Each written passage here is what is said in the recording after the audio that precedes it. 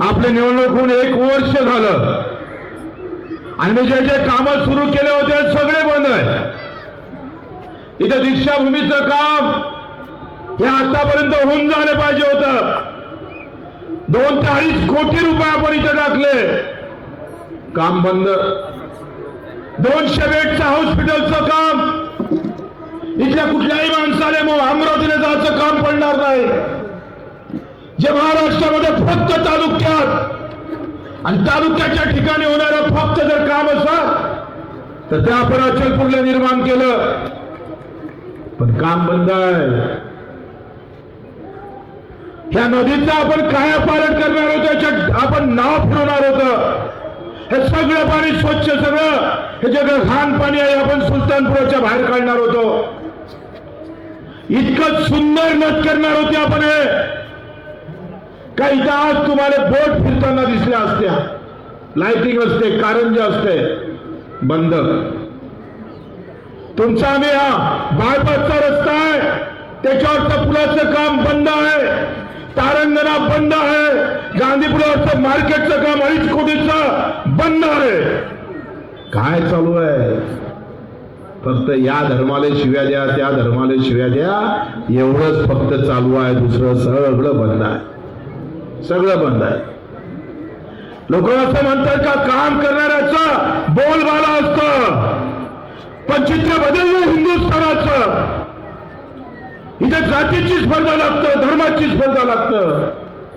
आणि जेव्हा जात पात धर्माची स्पर्धा खतम होते, निवडून येत नाही असं जेव्हा वाटतं, तेव्हा पैशाची स्पर्धा लागते. मताची स्पर्धा संपली भाऊ, पैशाची स्पर्धा सुरू झाली. सामान्य माणसाला अपेक्षा ठेवायच्या का माझं लेकरू बिमार पडलं तर नेणारा कार्यकर्ता असला पाहिजे, माझं शिक्षणाचं काम जर पडलं तर माझ्याजवळ कार्यकर्ता असला पाहिजे. निवडणूक आली का जात पाहणार, धर्म पाहणार, आणि 5 वर्ष मला मुंबई नेणारा कार्यकर्ता पाहणार. वा, हा कसा काय ताल लागणारा आमचा? अरे 1 वर्षामध्ये आम्ही जर पाहिलं तर अचलपुरात 15 ते 20 लाख रुपये फक्त आले, आणि बच्चू कडून पूर्ण मतदारसंघात 6,000 कोटी आणले. आणि मठानं आम्ही पाहतोय रायपुरापासून तर महिलापुरापासून 100 ते 150 कोटीचे काम असणार. मत 2,000च्या वरती जात नाही. बटेंगे तो कटेंगे, नाहीतर फतवा. मुस्लिमांनी काँग्रेससाठी फतवा काढायचा, हिंदूंनी बटेंगे तो कटेंगे म्हणायचं, आणि रात दिवस काम करणाऱ्या कार्यकर्त्याला मात्र तुम्ही झेंडे दाखवत असाल, अंगठा दाखवत असाल.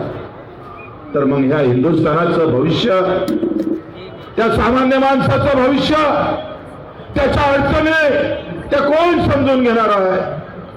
काल भाई बोलले की बटेंगे भी नाही कटेंगे भी नाही. मग पाना कोण उभा केला? अमेरिकेवाल्यानं केला का? इकडे तुम्हाला आम्हाला सांगायचं हिंदूला का बटेंगे नाही तो कटेंगे भी नाही, आणि स्वाभिमानाच्या 11 सीटा उभ्या आहेत पानावर. हिंदूचे मत कापायला स्वाभिमान उभे आहे. कुंदन यादवनं काम केलं, नगराध्यक्षाची तिकीट भेटले नाही, आणि त्याच्या विरोधात पाना उभा आहे पुरोहिताचा. म्हणजे त्याला नगरपालिकेतही ठेवत नाही नगरसेवकासाठी.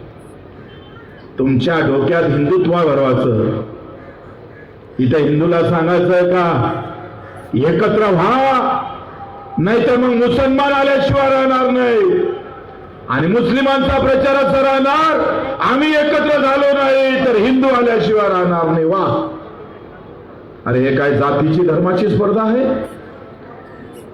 तिथे काय पैलवान पाठवायचे आहे, कुस्त्या खेळायचे आहे? मग काम करणाऱ्या कार्यकर्त्याच्या अपेक्षा का ठेवताय तुम्ही? काय गरज आहे? म्हणजे रोज भांडे घासून काम केल्यापेक्षा, शेतात बी पेरल्यापेक्षा, मेहनत केल्यापेक्षा सरळ सरळ दारूचा धंदा सुरू करायचा अशी अवस्था आहे. आजकालच्या निवडणुका जाती धर्मावर नेल्या का सोप्या होते, काम करायची गरज राहत नाही. अजूनही लोक आमच्याकडे येतं बच्चू भाऊ, मग पेशंटच्या बाबतीत असेल, एखाद्या शिक्षणाच्या बाबतीत असेल, आमच्या अनिल भाऊ पिंपळ्या ज्यांच्या पत्नी उभ्या आहेत, सारिका पिंपळ्या असन, अनिल भाऊनं त्यांच्यामध्ये केलेलं काम निष्ठेनं आमच्या सोबत प्रहार सोबत राहिलेला माणूस, पण निष्ठा काही महत्वाची नाही हो. जाती धर्माच्या राजकारणामध्ये आता कार्यकर्त्याची किंमत संपली आहे. आता कार्यकर्त्यानं उभं राहायचं नाही आहे. फक्त झेंडे घेऊन आणि पैशाच्या मस्तीनं आम्ही पाहतोय. आता राजकारण व्हायला जर लागलं तर पूज्य बाबासाहेब आंबेडकरांनी जे मतदानाचा अधिकार तुम्हाला दिला, ती धार आम्ही पाहतोय. ही जी काही तलवार तुमच्या हाती दिली ते संपायला वेळ लागणार नाही. संजय भाऊ तट्टे असेल, आमचे आनंद भाऊ काळे असेल, जब्बार भाई असेल, आमचे गजानन लखपती असेल, राजू बघेले असेल, बोबडे असेल, राठीजी असेल, स्टेला मॅडम आहे, बघेले ताई आहे, सलीम भाई आहे. बरेचदा मी प्रचार पाहतोय. कुठं म्हणतं 3000 रुपये होट चालू आहे, काही लोक म्हणते 2000 रुपये होट आहे, काही म्हणतं 5000 रुपये होट चालू आहे. म्हणतं काठी येऊन आले, सगळ्या निवडणुका पाहून राहिलो जवळपास. कुठं चाललाय भारत समजायला लागलं नाही. बटेंगे कटेंगे वाल्यांना रोज आम्ही पाहतोय 12 ते 13 शेतकऱ्याची आत्महत्या होत आहे. संत्रावाला उद्ध्वस्त झाला, केळीवाल्याला 300 रुपये क्विंटलला केळी विकावं लागली. काही आक्रोश नाही आहे देशामध्ये. सोयाबीन 4000 विकावं लागले. कापसाच्या आम्ही पाहतोय अमेरिकेतला कापूस मोदी साहेबांनी आयात केला आणि कापूस उत्पादक शेतकऱ्याच्या छाताळ्यावर तलवार चालवली. अरे मरणारा तर हिंदूच होता रे, त्याची कदर नाही. तो मेला तरी चालते, पण निवडणुकीत हिंदू मुसलमान केल्याशिवाय निवडून येता येत नाही. सालेच्या मनगडात जोर नाही, म्हणून धर्म आणणारी औलाद आम्ही पाहतोय. आमच्या मनगडात जोर आहे, धर्माच्या नावानं आम्ही मत मागणार नाही. अधिकाच्या नाव पडलो तरी काम आणि कामाच्या ताकदीवरच आम्ही हे निवडणुका जिंकू आणि जिंकल्याशिवाय राहणार नाही. तो विचार आम्ही नेऊन पाहतोय. एका एमआयएम वेगळी भाषा करणार, एका भाजपावाले वेगळी भाषा करणार. वेळेवरचा राजकारण जसं आम्ही पाहतोय का वरच्या जशा घारी टपलेल्या असतात, तसं जातीपाती धर्माच्या राजकारणामध्ये काही नेते टपलेले आहेत. या देशाचं एज्युकेशन संपलं, सामान्य माणसाचं त्याचं शिक्षण राहिलं नाही. आरोग्याची व्यवस्था आम्ही पाहतोय दिनदयाळ सगळी झालेली आहे. कोणी मुद्द्यावर बोलायला तयार नाही. एका वर्षात एक घरकुल आलं नाही, एक घरकुल मंजूर झालं नाही एका वर्षात. मग त्या गरीबाच्या घरं उद्ध्वस्त झाले तरी चालत, पडक्या घरावर धर्माचे झेंडे लावा, घर पडलं तरी चालतं. ही मानसिकता आम्ही कधी बदलणार आहोत? या विचारातून आम्ही कधी बाहेर जाणार आहोत? जातीचा धर्माचा आहे, पण बेवडा असला तरी चालते, उठणारा असला तरी चालते, शाहूकार असला तरी चालतं. वा, एखाद्या परिवारामध्ये चांगला काम करणारा एखादा पोरगा असेल आणि तो सगळ्या परिवाराला चालत असेल, मेहनत करत असेल, कष्ट करत असेल, रक्ताचं पाणी करत असेल आणि परिवाराला त्याच्याच डोंगरावर लात मारायची, वा. म्हणजे जो रोज दारू पेत त्याला जवळ करायचं आणि काम करणाऱ्या मेहनत करणाऱ्या पोराला मात्र आम्ही पाहतोय संपून टाकायचं. असंच झालं राजकारणामध्ये. आम्ही मार काम करत गेलोय. सगळ्या इकडे कामाचा आम्ही पाहतोय तळाखा लावला. आज अचल गोडशावर आम्ही पाहतोय वेगळ्या ताकदीनं आम्ही पाहतोय याला सौंदर्यीकरणाकडे गेलं असतं. माझ्या वेळेस जेव्हा प्रचार होता तेव्हा फिरले मिल बंद आहे म्हणून प्रचार करत होते. ते फिरले मिल आम्ही आणले आणि भाजपच्या काळात बंद पडली. रोष नाही. आता आंदोलन करणारा उभा आहे आणि आश्वासन देणाऱ्या नवनीत राणा प्रचार करत आहे. वा, फिरले मिल बंद आहे. काही मुद्दा नाही होऊ शकत. हा मुद्दा करायची गरजच नाही. सहा कामगारांना आत्महत्या केली, काही परवा नाही आम्हाला त्याची. मरा, तुम्ही मरा सगळेजण. आम्ही जाती धर्माचा झेंडा घेऊन तुमच्या घरी येऊ आणि सगळे विचारलेलो आम्ही तुम्हाला. इथं सामान्य माणसाचे रोज हाल झाले तरी 72. या देशामध्ये जर ही अशी अवस्था निर्माण केली तर मित्र आम्ही तुम्हाला सांगतो आहे, सामान्य माणसाचा आवाज संपलेला असेल. निवडणूक आवाज असतं, आवाज. त्या मतपेटीतून चांगलं काम केलं तर कौतुकानं ते बटन दाबलं असतं पाहिजे. चांगलं काम झालं नाही तर त्या बटणीच्या माध्यमातून विरोध दर्शवला पाहिजे. हे बाबासाहेबांचं स्वप्न होतं. तुम्ही थोडीच लावून टाकलंय सगळं. छत्रपती शिवरायांच्या या विचारानं चालणारा महाराष्ट्र जातीपाती धर्माच्या नावानं आम्ही पाहतोय सगळं जर आर पार करून जर सगळं एवढं भिंद उद्ध्वस्त करायला लागलं असेल तर मग चल काम करणारी खरा कार्यकर्त्याची फळीच नष्ट होणार आहे. तुम्हाला आम्हाला विनंती आहे, मी राजकारण म्हणून नाही बोलत, आम्ही पडल्यावर धावत राहिलो आहे. 7 महिने झालोय, 350 सभा महाराष्ट्रात घेतल्या. माझ्या कामगाराच्या असेल, शेतकऱ्याच्या असेल, 45 गुन्हे दाखल आमच्यावर झाले. एखादा पडला असता तर घरी बसला असता, पण बच्चू कडूवर गुन्हे दाखल झाला, एवढा धावत राहिला. हम गिरे लेकिन रुके नहीं, हम रुकने वाले नहीं है. आणि ज्या भगतसिंगाचा हा देश आहे, 23व्या वर्षी भगतसिंग आम्ही पाहतोय शहीद झाला.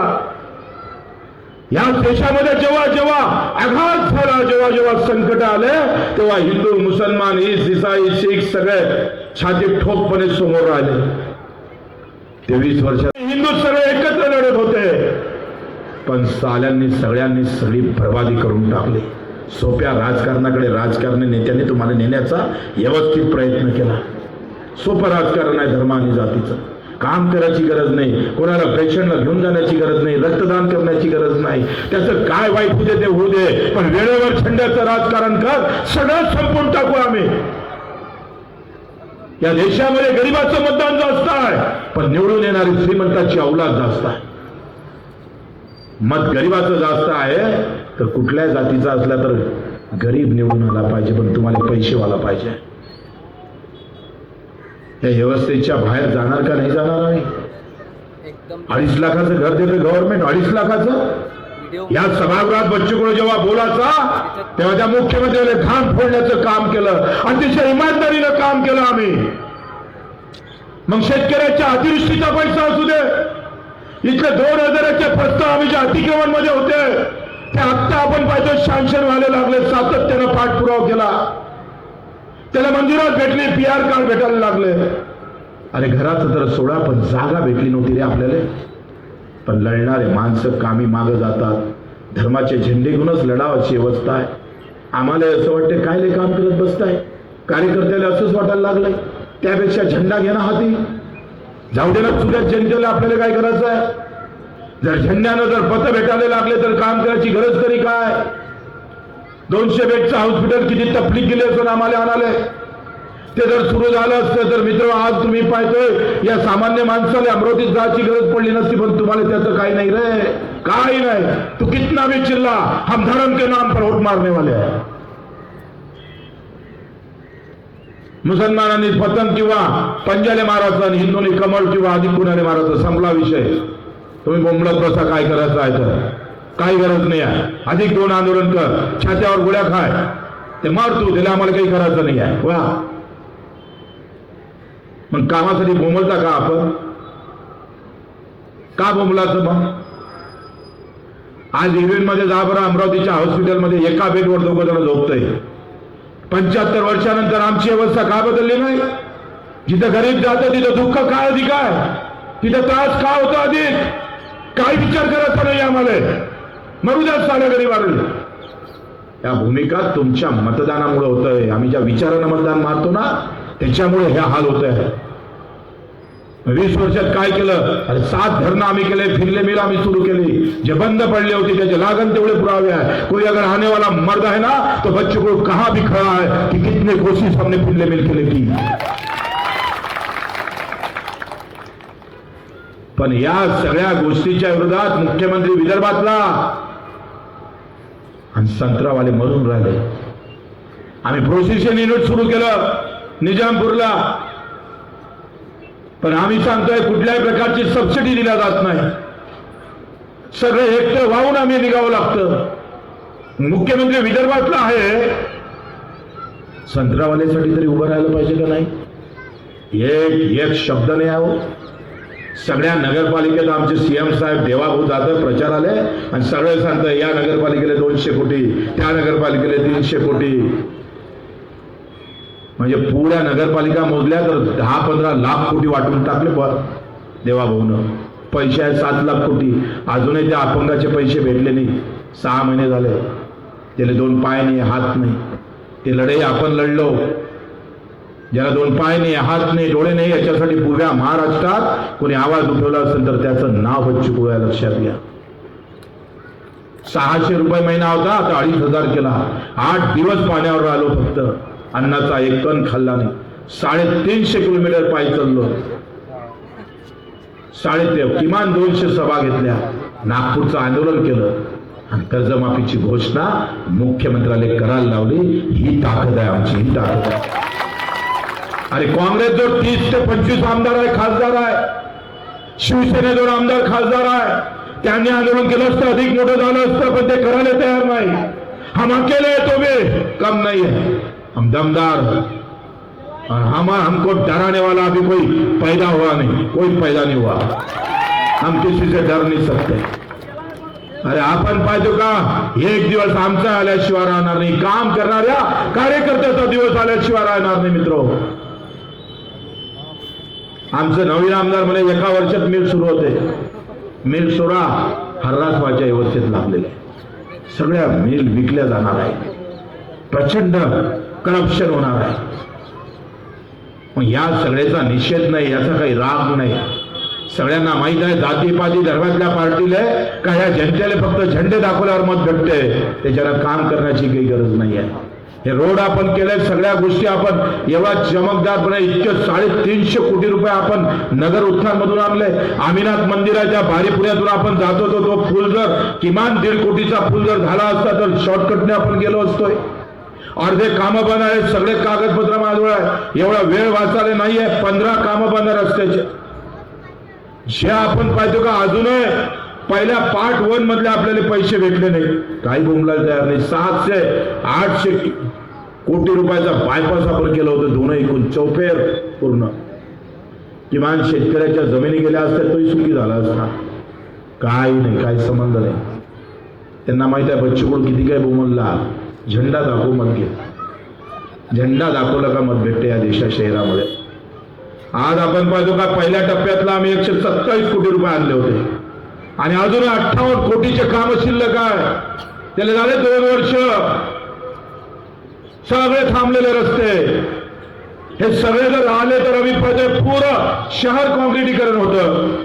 दुसऱ्या टप्प्यातले आम्ही पाहतोय 90 कोटी रुपये आणले, 73 कोटी रुपये भेटले नाही अजून. 90 कोटीतले 2 वर्ष झाले. कोणी प्रश्न विचारणार याच्यावर? काही गरज नाही. मी किती काय बोललो तर तुमच्या डोक्यातला जो रहिमान केलाय तो जात नाही, मला माहित आहे. तुम्ही ऐकून गेल्यावर मस्त ते काही नाही, बच्चू कडू बाया बाया बोलला, आपण जाऊ द्या आपलं. मुसलमानानं पंजा किंवा पतंग मारा, हिंदूने कमळ किंवा दुसरं मारा.